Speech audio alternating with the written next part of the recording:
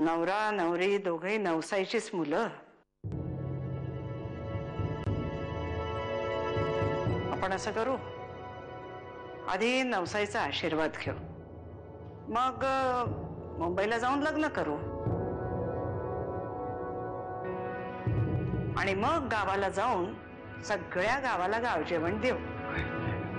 ऐकलंस रखमे, माणसाने असं समन्यांचा विचार करून बोलावं.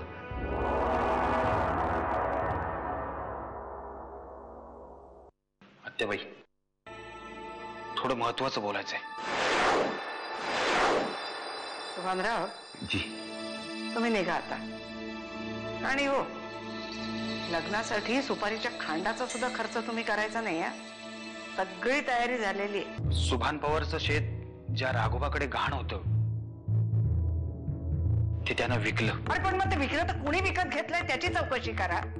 आपल्यापैकीच कुणी असेल तर वाटेल तेवढे पैसे देऊन ते शेत विकत घ्या. आत्याबाई, शेत परशुराम साहेबांनीच विकत घेतलंय.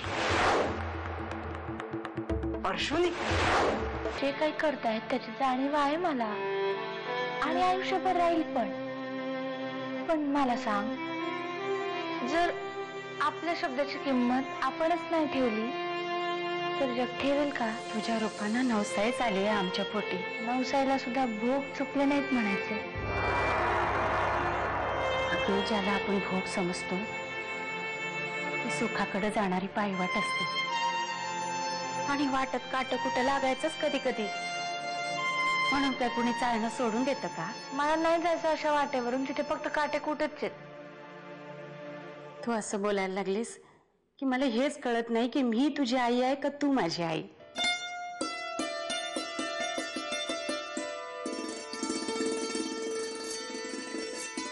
आता ना तुला पुढची स्टेज पार करायला हवी.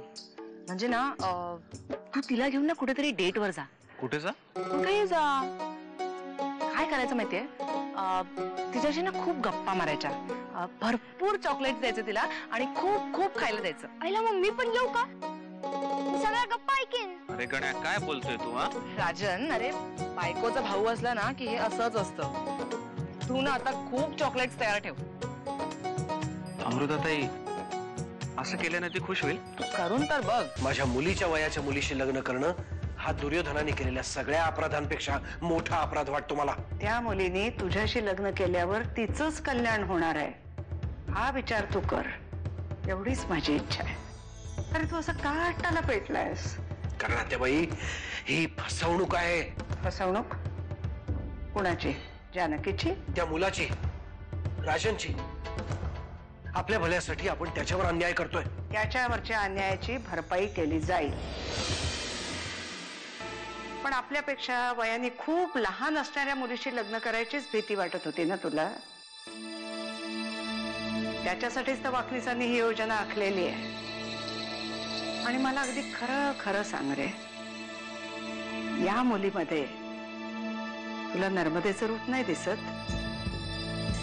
तो सोज्वळपणा, डोळ्यात तीच निरागसता, तोच सर्वांना लळा लावणारा स्वभाव. माझ्या ताईच्या लग्नाला अजून लय अवकाश आहे.